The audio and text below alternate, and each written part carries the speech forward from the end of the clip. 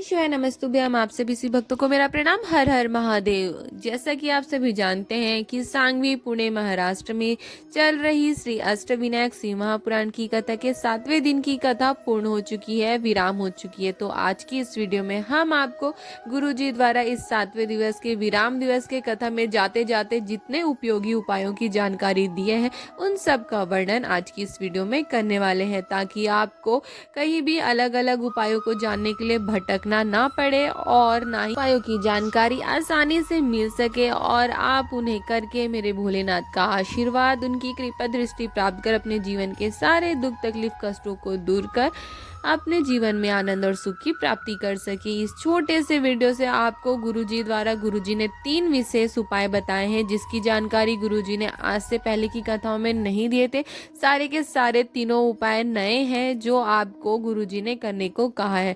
तो वीडियो को अंत तक जरूर देखें और अच्छे से सुने, क्योंकि ये सारी की सारी उपाय आपके लिए बहुत ही ज्यादा उपयोगी होने वाली है। जी ने यह भी कहा है कि 7वें दिवस की कथा को सुनते व श्रवण करते वक्त आप जो भी मांगते हो, जो भी से मेरे महादेव से कहते हो, मेरे महादेव आपको जरूर प्रदान करते हैं। उनकी कृपा आप पर अवश्य होती है। जैसे कि कोई मेहमान आता है, वो आपको कुछ न कुछ दे के जाता है, वैसे ही मेरे महादेव भी 7वें दिवस की विराम दिवस की कथा के बाद आपको कुछ देकर ही जाते हैं। तो आप जो भी मांगना चाहते हो उनकी इस उपाय को करके आप जरूर मांग सकते हो। मेरे महादेव आपको अवश्य प्रदान करेंगे। तो चलिए वीडियो को शुरू करते हैं और उपायों को जानते हैं। तो कथा में गुरुजी ने कहा कि कई बुजुर्ग माताएं हमसे कहती है कि गुरुजी शरीर में कष्ट रहता है, तकलीफ रहती है, मंदिर भी बहुत दूर रहता है, तो हम रोज नहीं जाते हैं। हम शिव जी के मंदिर नहीं जा पाते, लेकिन हम रोज शिव जी पर जल चढ़ाना चाहते हैं।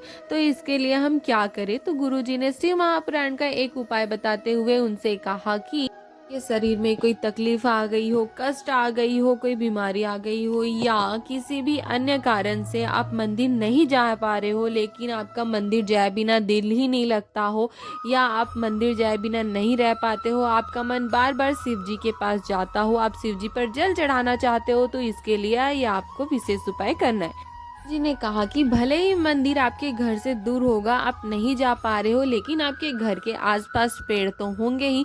पीपल का पेड़ हो या बेलपत्री का पेड़ हो या वट का वृक्ष हो, अगर ये वृक्ष नहीं है तो समी का वृक्ष तो हो गई, और अगर समी का भी वृक्ष नहीं है तो कोई ना कोई पेड़ तो आपके घर के आसपास होगा ही। तो आपको उसी पेड़ पर ही मेरे शिव जी का, मेरे भोलेनाथ का स्मरण करते हुए आपको जल चढ़ा देना है। जब आप पीपल के पेड़ के नीचे जल चढ़ाओ तो आपको पिपलेश्वर महादेव का स्मरण करना है, नाम जाप करना है। जब आप वट वृक्ष के नीचे जल चढ़ाओ तो वटकेश्वर महादेव का नाम स्मरण करना है, और जब आप बेलपत्री के पेड़ के नीचे जल चढ़ाओ तो आपको हर हर महादेव का स्मरण करना है, जाप करना है।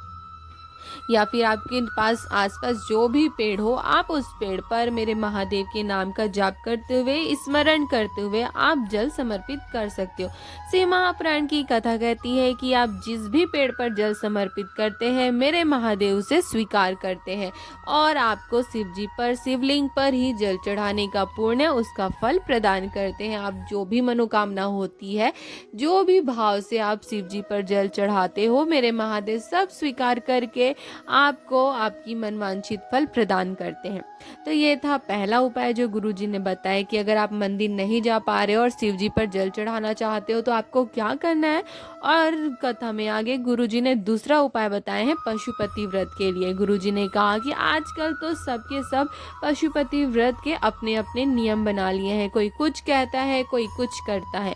सप्तम दिवस के विराम दिवस की कथा में गुरुजी ने महाराष्ट्र पुणे से जाते जाते पशुपति व्रत से जुड़ी कुछ विशेष बातों का वर्णन किया है कि इन्हीं छोटी छोटी गलतियों की वजह से ही आपकी व्रत सफल नहीं हो पाती है, मेरे महादेव से स्वीकार नहीं करते हैं। तो गुरुजी ने जो विशेष वर्णन किए हैं वो हम आपको आज की इस वीडियो में बताने वाले हैं। तो गुरुजी ने कहा कि पशुपति व्रत में सबसे मूल है आपकी सुबह की जो पूजा की थाली आप लेकर जाते हो।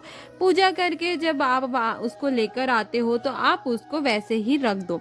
फिर जब आप शाम को शिव जी के पूजन के लिए जाओ तो उसमें 6 दिया और प्रसाद एक साथ लेकर जाना है। मतलब कि आपको घर से ही प्रसाद के 3 हिस्से करके लेकर नहीं जाना है। आपको एक ही चीज में, एक ही प्लेट में, एक ही पात्र में पूरा प्रसाद लेकर जाना है। फिर शिव जी के मंदिर जाकर सारे 6 दियों को आपको मंदिर में नीचे जमीन पर रखना है और प्रसाद को भी। जब आप 5 दिए प्रज्वलित कर लो, उसके बाद आप जो प्रसाद लेकर गए हो उसके 3 हिस्से आपको करना है।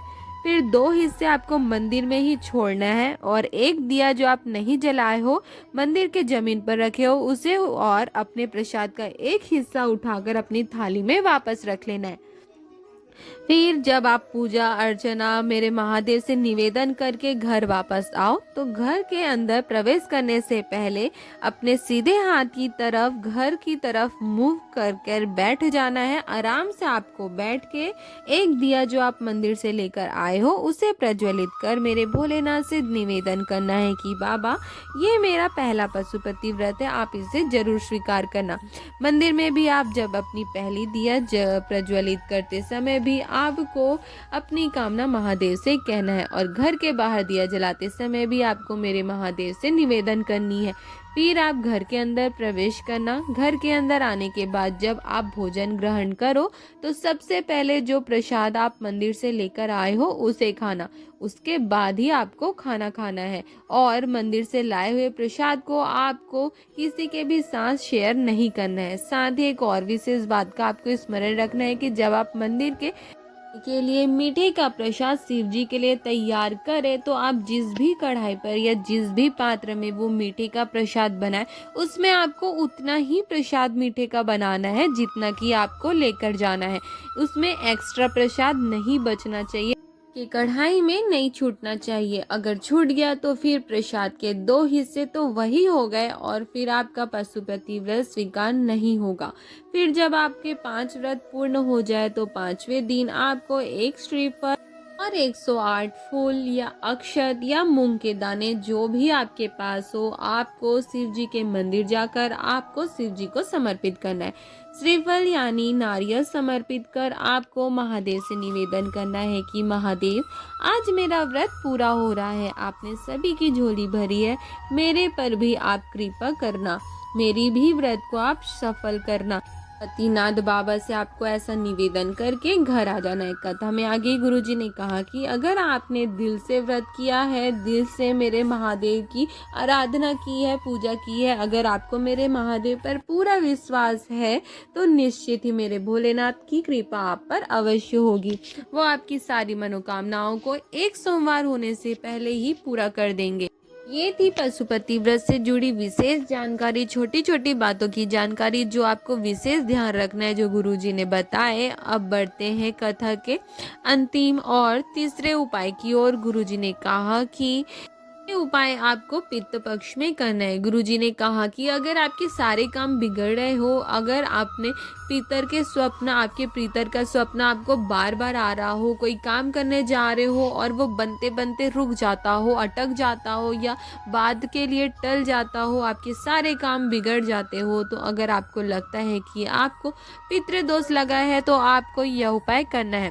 इस उपाय को करने के लिए गुरुजी ने कहा कि आपको मात्र एक सफेद पुष्प, एक चावल का दाना और एक कलश जल, जो कि सारी समस्याओं का हल है, लेकर शिव जी के मंदिर जाना है। शिव महापुराण की कथा में वर्णित इस उपाय को करने के लिए गुरुजी ने कहा कि आपको शिव जी पर एक सफेद पुष्प और एक चावल का दाना चढ़ाकर एक कलश जल जो आप लेकर गए हो उसे शिव जी को समर्पित कर देना है। गुरुजी ने कहा कि आप मात्र इतना कर देते हो, एक सफेद पुष्प, एक चावल का दाना शिव जी पर एक कलश जल चढ़ाकर समर्पित कर देते हो, तो आपके जीवन में आपको कभी भी पितृदोष नहीं लगता है।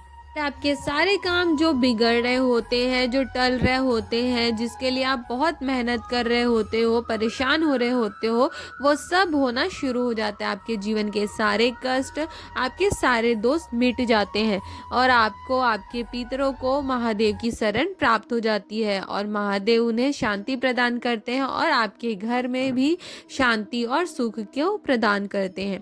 तो ये थी शिव महापुराण की कथा के अंतिम दिवस यानी कि विराम दिवस की कथा में गुरुजी द्वारा बताए गए सारे विशेष 3 महाउपायों की जानकारी।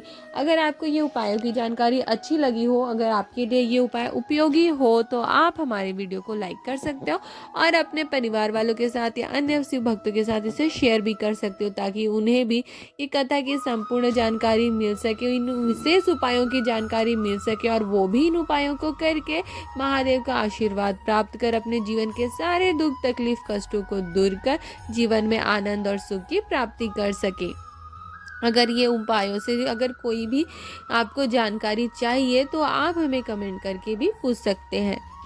हर हर महादेव।